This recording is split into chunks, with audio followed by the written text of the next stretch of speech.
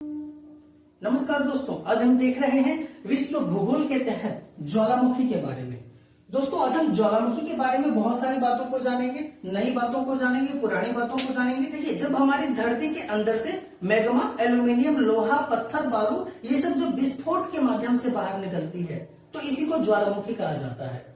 मतलब जितने भी धरती के अंदर में तरल पदार्थ है, जैसे धरती के अंदर में 3 भाग होता है। पिछले वीडियो से हम लोग जाने थे कि एक क्रस्ट होता है, क्रस्ट के बाद मेंटल होता है, और मेंटल के अंदर जाएंगे तो कोर होता है।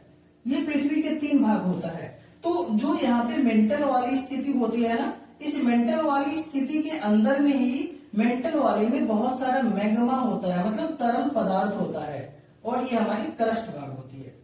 तो जो मेंटल के अंदर में जो मैग्मा होता है, जैसे कि जब हम लोहा होता है ना, उस लोहा को जब गर्म करेंगे तो वो लाल बन जाता है, और जब उसको और ज्यादा गर्म करेंगे, जब वो पिघल जाएगा, तो जब लाल होता है ना, उसी को मैग्मा कहा जाता है। जब लोहा एकदम लिक्विड फॉर्म में आ जाए, लाल एकदम ऐसा लगे कि जहां पे जिस शेप में डालेंगे उस शेप का आकार ले लेगा तो वो मैग्मा कहा जाता है। तो यहाँ पे जितनी भी मेंटल के अंदर में होती है, ये सब एक लिक्विड फॉर्म में होता है, मैग्मा के फॉर्म में होती है। और जब यहाँ पे प्रेशर बढ़ जाता है ना, तो ये प्रेशर इस पृथ्वी के ऊपर दरार करके, मतलब कहीं ना कहीं दरार होगा, और इस दरार से होकर मैग्मा बाहर आ जाएगा।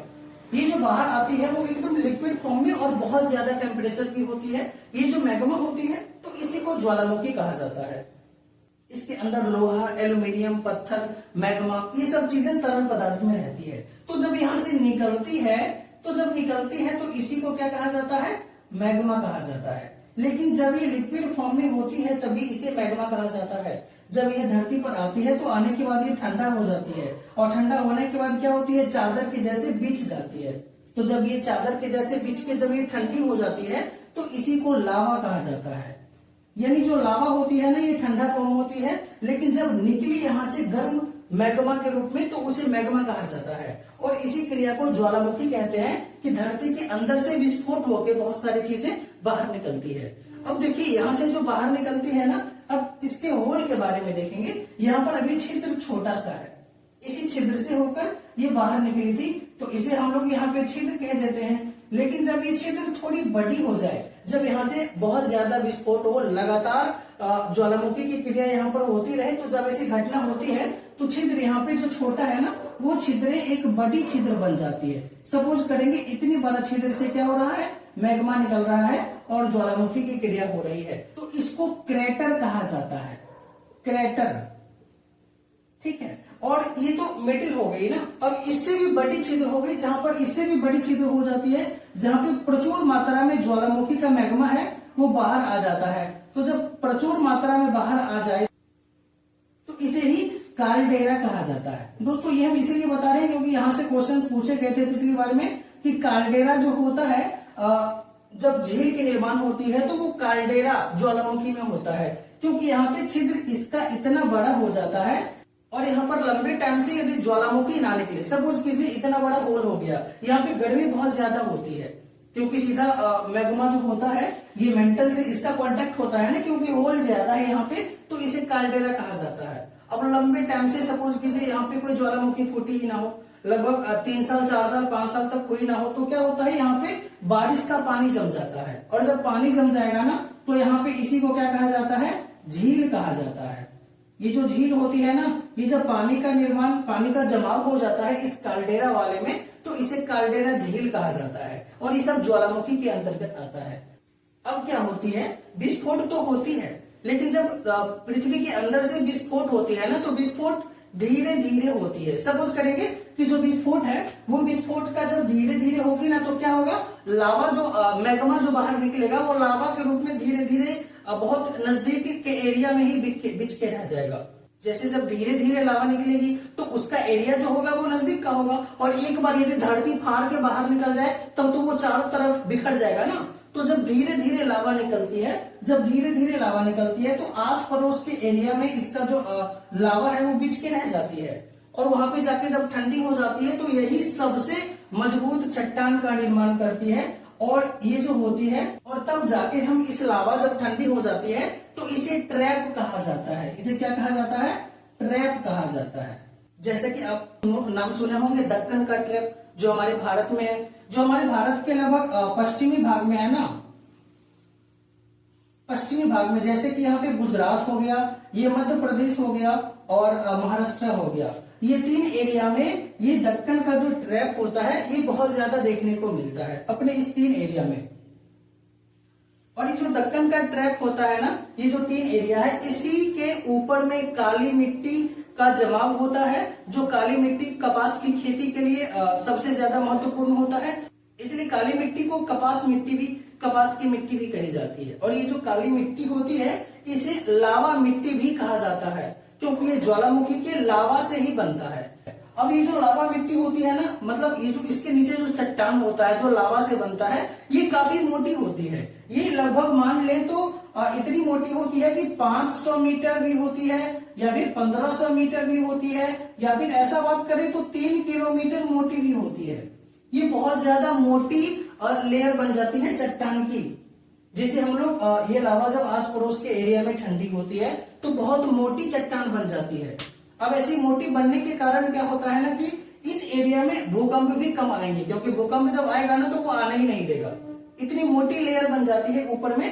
तो इसी को दक्कन ट्रैप कहा जाता है। देखिए ये जो हमारा ज्वालामुखी होता है यह मुख्यतः 3 प्रकार के होते हैं। एक तो होता है सक्रिय ज्वालामुखी, फिर प्रसुप्त ज्वालामुखी और लास्ट में शांत ज्वालामुखी। संपूर्ण विश्व में इस सक्रिय ज्वालामुखी की संख्या 500 है। इसी सक्रिय ज्वालामुखी के अंतर्गत आता है एक स्ट्रोम्बोली। ये जो स्ट्रोम्बोली है यह इटली में पड़ता है, लेकिन ये जो स्ट्रोम्बोली ज्वालामुखी है ना, इसमें हर हमेशा उद्गार होते रहता है और आसपास के एरिया में हर समय उजाला होता है, लाइट आते रहता है। इस स्ट्रोम्बोली को भूमध्य सागर का प्रकाश स्तंभ कहा जाता है, क्योंकि इस स्ट्रोम्बोली में हर समय ज्वालामुखी फटते रहती है और आसपास के एरिया में उजाला होते रहता है, हर समय उजाला रहता है, इसीलिए इसे भूमध्य सागर का प्रकाश स्तंभ कहा जाता है। तो इस बात को भी हम लोग याद रखेंगे। अब देखिए ये जो सक्रिय ज्वालामुखी या प्रसुप्त या फिर शांत ज्वालामुखी है ना, अब समझिए कि कोई इंसान गुटखा या पान खा लिया है। अब जैसे कोई नया गुटखा या पान खाता है ना, तो वो तुरंत इधर आथू उधर आथू करके पूरा एकदम दीवार पे रंगीन चित्र बना देगा, जो कोई पेंटर भी नहीं बना पाएगा। उस टाइप का चित्र बना देगा कौन? जो कभी कभी गुटखा या पान खाता है। वो हर एक 2 मिनट पे, 1 मिनट पे, 30 सेकंड पे हर समय इधर उधर जहां पे साफ दीवार मिला वो उसको रंगीन करने में लग जाएगा। तो समझिए कि वो होती है एक सक्रिय ज्वालामुखी की तरह, जिस पर पता नहीं है कि कब, मतलब समय समय पे तुरंत बरसते रहता है। इसी में आते हैं फिर एक प्रसुप्त ज्वालामुखी। अब जैसे समझिए कि कोई बहुत एकदम पुराना खिलाड़ी है गुटखा और पान खाने में, वो एक बार जब गुटखा दबा लिया ना तो फिर वो 1 घंटे तक तो मतलब आराम से समझिए निश्चिंत रहिए उसके लिए, वो कभी इधर उधर किसी को पता भी नहीं चलेगा कि उसके मुंह में गुटखा है। तो उसको कहा जाता है प्रसुप्त ज्वालामुखी, कि वो कब बाहर निकालेगा इसका कोई अंदाजा नहीं है। वो 1 घंटा भी लगा देगा, 2 घंटा भी लगा देगा, जब उसका फूल हो जाएगा पूरा तब एक बार कहीं पे आथू करेगा, उसके बाद फिर अपना लग जाएगा काम पे, फिर लगभग 2-3 घंटे तक एकदम प्रसुप्त की तरह रहेगा। तो उसे कहा जाता है प्रसुप्त ज्वालामुखी। और एक होता है शांत। अब सपोज कीजिए कि कोई खाता ही ना है, जो आज तक गुटखा कभी खाया ही नहीं है, उससे क्या ही उम्मीद करेंगे कि वो इधर थू करेगा या उधर, वो तो पूरा दिन भर में हो सके एक बार भी थू ना करे। तो इसे कहा जाता है शांत ज्वालामुखी। तो इस तरह के 3 ज्वालामुखी हमारे पास होते हैं। एक सक्रिय ज्वालामुखी जिसमें हर समय उद्गार होते रहता है, इसमें सबसे इंपॉर्टेंट है स्ट्रोम्बोली, जिसे भूमध्य सागर का प्रकाश स्तंभ भी कहा जाता है। दूसरा प्रसुप्त ज्वालामुखी, जिसमें उद्गार पास्ट में बहुत पहले हुआ होगा, पास्ट में नहीं हुआ है और फ्यूचर में भी होने की संभावना बहुत कम है, लेकिन कभी ना कभी होगी, ये चीज पता है, तो इसे प्रसुप्त ज्वालामुखी कहा जाता है। और तीसरा आता है शांत ज्वालामुखी, इसमें पता है कि कभी नहीं आएगी, जिसमें हम आश्वस्त हैं कि कभी नहीं आएगी, तो इसे शांत ज्वालामुखी कहा जाएगा। इसमें जब होल होती है ना तो वहां पे बारिश का पानी भी सब जम जाएगा, पानी वानी एकदम अच्छा से मकड़ी का जाला वाला लग जाएगा। जहाँ पे होता है ना घर में जब कोई ना रहे तो मकड़ी वकड़ी जाला लगा के एकदम फिट कर देता है, यहाँ पे अब केवल उसी सबको रहने के लिए है। तो शांत ज्वालामुखी में भी ऐसा कुछ होने की कोई उम्मीद नहीं रहती है कि वहां पर कोई ज्वालामुखी होगा। जैसे कि जो गुटखा नहीं खाता है उससे उम्मीद नहीं रहता है कि इधर उधर कभी वो मुंह से ज्वालामुखी निकालेगा या नहीं। तो ये होती है हमारी ज्वालामुखी के 3 टाइप। अब देखिए जो ज्वालामुखी निकलती है ना, तो इसमें से भी 3 चीजें निकलती है। जैसे जब हम गुटखा वाले या पान वाले भैया जब अथू करते हैं तो 3 चीजें बाहर निकलेगी। एक तो सुपारी का थोड़ा थोड़ा छोटा छोटा दाना निकलेगा, दूसरा लिक्विड फॉर्म में जो निकलेगा रंगीन चित्रण के लिए, और तीसरा थोड़ा बहुत गैस भी निकलती है जो कि CO2 गैस होता है। तो सेम इसी तरह हमारे इस ज्वालामुखी की क्रिया में भी सबसे ज्यादा जलवाष्प निकलता है बाहर में। जलवाष्प की मात्रा सबसे ज्यादा होती है, मतलब भाप की मात्रा इस ज्वालामुखी में सबसे ज्यादा होती है। 2 नंबर पे होती है, इसमें एक CO2 गैस भी होता है और SO2 गैस भी ज्वालामुखी के द्वारा बाहर निकलती है। इस SO2 को गंधक भी कहा जाता है और CO2 को कार्बन डाइऑक्साइड। ये जो गंधक जो होती है ना, जब ये ज्वालामुखी के पास से निकलती है, जहां पे ज्वालामुखी होती है, तो ये गंधक बहुत ही विषैला गैस होता है। ये इतना विषैला गैस होता है कि ये फेफड़ा को गला सकता है।